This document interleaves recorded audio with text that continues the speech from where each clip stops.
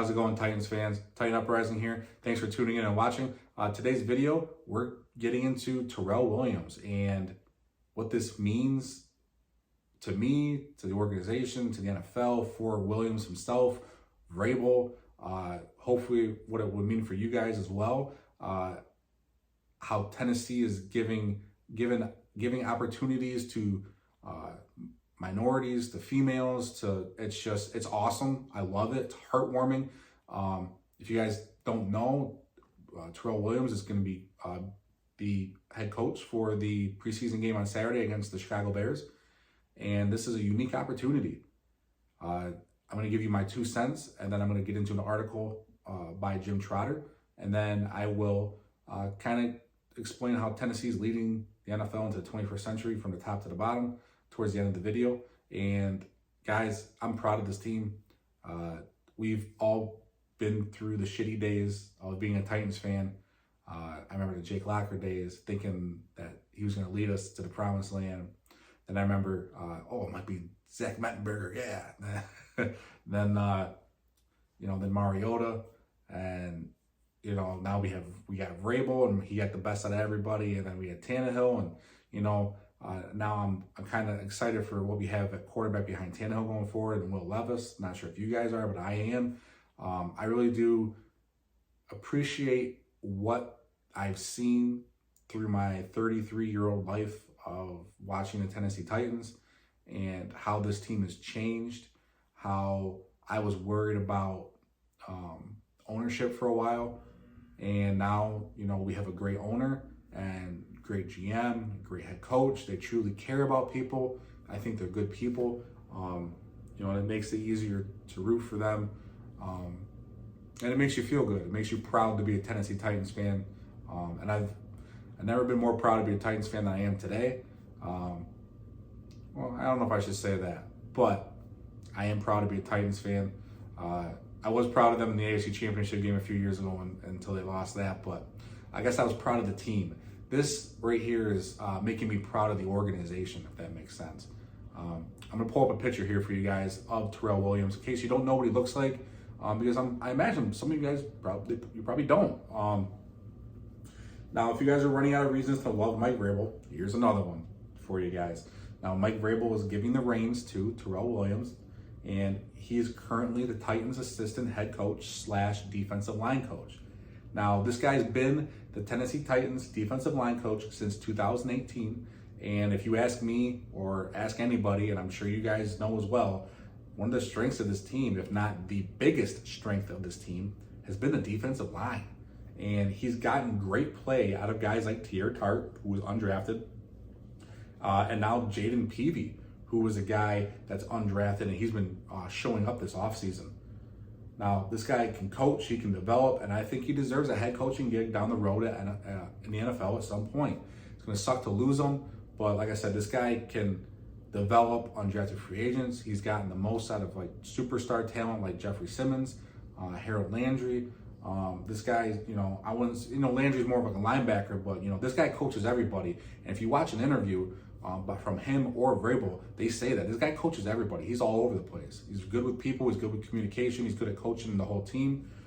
This guy's been a defensive line coach for years, going back to high school and college, and then started off with the Raiders, and now he's with the Titans. So I love it. Vrabel's giving him full control. He's going to be talking with the officials pregame. He's going to be in charge, the man calling the shots, the head coach. And he's going to be speaking to the media too, right after the game, just like a head coach would. This is a true, unique opportunity for Williams. And I love that Tennessee and Mike Vrabel are, one of the first ones to do this. And I love Vrabel for doing this. I can't explain. I can't say that enough. Just love it. I love it. This is awesome. Now I'm going to pull up an article by The Athletic, and it's written by Jim Trotter. And this gets into more of, like I said earlier, what it means for the NFL going forward and everything, and probably what should have happened a while ago, in my opinion. But I'll read this for you guys. It says, "For years, I've been critical of NFL owners and their hiring practices. They repeatedly tell us they're open-minded and committed to bringing in the best candidates at head coach, but their actions say otherwise. This is the 5th consecutive year they will open a season with only 3 head coaches who identify as black. In a league that has had an average of 7 head coaching changes per year since 2000, which is nearly a quarter of the league, any claim of a level playing field is a slap to the face of reality. Which brings me into Tennessee Titans coach Mike Vrabel, a man whose actions are in lockstep with his words. On Monday, he announced that defensive line coach / assistant head coach Terrell Williams, who happens to be black, will handle all head coaching duties for Saturday's preseason opener against the Bears, beginning Friday and running through the post-game press conference. That means all communication with the staff, players, officials, and media, as well as in-game decisions about playing time and strategy, will be made by Williams. If you don't believe such an opportunity is invaluable for an aspiring head coach, you don't understand football. It's a difference between theory and practice. People can tell you what the job responsibilities are until you recite them from rote memory. But there's no way to know how you will actually function until you're forced to apply those lessons. What's critical here is Vrabel isn't doing this because he has a significant family commitment or a previously scheduled medical procedure. He's doing it because it's the right thing to do. He thought about it during the offseason and roughly a month ago walked into general manager Wayne Carthon's office and informed him of what he planned to do. He's got tons of respect for T, which is why he made him the assistant head coach, Carthon said. It's something he preaches, he says. I put it on the coaches to develop these players, so it's on me to develop these coaches. That is what leadership looks like. That is what advocacy looks like. This is what service to others looks like. It isn't a black or a white thing. It's the right thing, with Vrabel weighing the interest of his staff and doing what he can do to help them improve and potentially climb the vocational ladder. I think this is a great opportunity for him and for us and everybody involved. Vrabel told reporters, we'll go into the game with things that we think we need to try to get done, and I'm sure he'll try to do that. And I'll help him where need be. But I do think it'll be a great opportunity. It's well-deserved, and so this is something I wanted to do. Vrabel will travel to Chicago and be a sounding board for Williams if necessary. He said he will coach players on technique during the game, but otherwise leave every decision, major and minor, to Williams, who joined the Titans as a defensive line coach in 2018. He was promoted to assistant head coach during the offseason. Other teams have done similar things. Kansas City's Andy Reid is known to allow his offensive coordinators to call plays during preseason games before handing the reins back to him in the regular season. And Saints coach Dennis Allen gave play calling opportunities to different offensive and defensive staff last preseason. As noteworthy as these opportunities are, their true value won't be fully recognized until NFL owners show a commitment to opening their minds and being intentional about a fair hiring practice. The fact that there remains the need for the Rooney Rule, which requires teams to interview multiple diverse candidates for top positions, speaks to the inherent racial bias in the hiring process. It's even more shameful that the league office once sought to incentivize the hiring of minority coaches and front office personnel by offering draft picks to teams that hire them. Today, those picks go to clubs that actually lose such individuals. In a perfect world, there would be no need for this discussion, but neither the world nor the NFL is perfect. The league has a long and complicated history with race, which is why the main office keeps trotting out new programs that are often old to educate owners that there is a deep and diverse pool on every level. The problem is that owners en masse either aren't listening or they just don't care. For instance, earlier this offseason, the league held its general manager and coaching symposiums for diverse candidates. It identified some of the top individuals in various capacities and brought them to the league-owned NFL Network for 2 days of discussion, education, and networking. It was a perfect opportunity for owners to get to know the individuals in a non-pressurized environment, aware that every coach and general manager position had already been filled. And yet now one owner showed up. Sad.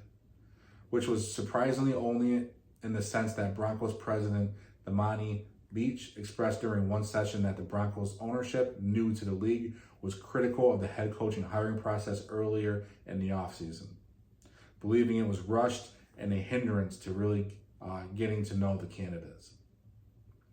I was just interested and intrigued by the reaction of our ownership group, who are all business and political leaders, chairman of Walmart, chairman of Starbucks, and a conversation they had about halfway through the process about how terrible the NFL coaching search process is, he said. They said it's unbelievably terrible and fraught with getting clubs to make bad decisions because it's a condensed timeline. They don't have the ability to develop relationships with prospective coaches. The external pressure of other clubs hiring at the same time in its limited window. They're like, everybody is just going to make bad decisions. That's not very solution-oriented for today. But it stuck with me how they all commented on that. This isn't meant to single out Broncos ownership, but rather to highlight the need for owners to be more proactive about solving a problem that the league office acknowledges exists. 2 years ago, Commissioner Roger Goodell addressed as much in a memo to owners. And it says, we have made significant efforts to promote diversity and adopted numerous policies and programs which have produced positive change in many areas, he wrote. However, we must acknowledge that particularly with respect to head coaches, the results have been unacceptable. The fact remains, nothing has changed since that memo was sent. The league has the same number of black head coaches today as it did then.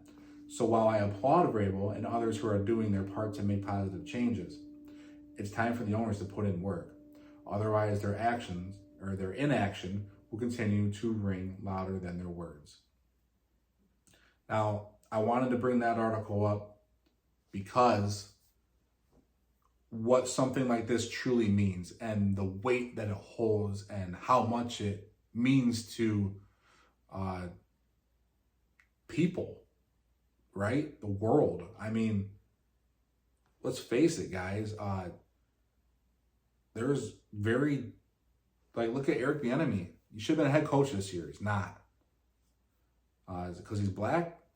I mean, we don't know the answer. We can assume we know the answer, but I mean, you got someone like Mike Tomlin out there. He's a freaking stud head coach. Guy's been a head coach he's always pumping out a good team. Give the guys opportunities, and I love that Tennessee's doing this. And I did tell you I was going to get into what I thought the Titans are doing as a team. You know, I think we're entering the 21st century. Or we've been in it, I should say. But the Titans are leading the way in a lot of ways. We have a female owner in Amy Adams-Strunk. We have a black GM in Rand Carthon. We have a white head coach in Mike Vrabel. We have numerous female assistants on this staff, from training to new analytics department that we have. They're all over. We are what should be. And I hope that this is an example for the other teams to follow. And even in that article, something that I picked up on, and I'm hoping you guys did too, was even NFL ownership and GMs and everybody, they're saying you have such a condensed timeline to hire coaches, right? And they held something and none of the owners showed up. That right there tells me everything you need to know. It really does. I mean, they can say whatever they want and everything, but I've been a firm believer. You guys, if you've been following my show at all, don't always believe what you're seeing and don't always believe what you're hearing. Believe what you're seeing. Believe in the actions. What is actually going on. They can tell you anything they want. Like at the end of last year when they said Malik Willis is the guy, and then they went and got Josh Dobbs to start. I mean, you can say whatever you want, but I want to know what the action is, what you're doing. That tells you so much. When the owners don't show up to something like that, that tells me what I need to know. And it's sad that the NFL is like that now, or still, I should say. And I'm glad that we have someone like Vrabel leading the way. Love that he ran it by Rand Carthon, and he was on board with it as well. I love this organization from the top to the bottom. Makes me proud to be a Titans fan. I hope it makes you guys proud as well. This is exciting times for us. It's nice to see Tennessee is leading the way in something. If we're not going to lead in NFL championships, let's lead in helping put the best people in the best spots to win and the people that deserve to be in those positions. So that's it for today's video. Let me know what you guys think down below. Are you guys excited as I am for this? Now, we get to see Will Levis, Malik Willis, and now we get to see Williams coach. This is awesome. I've never been more excited for a Saturday freaking preseason game in my life. This is awesome, guys. Let me know what you guys think down below. We'll talk soon and tighten up, everybody.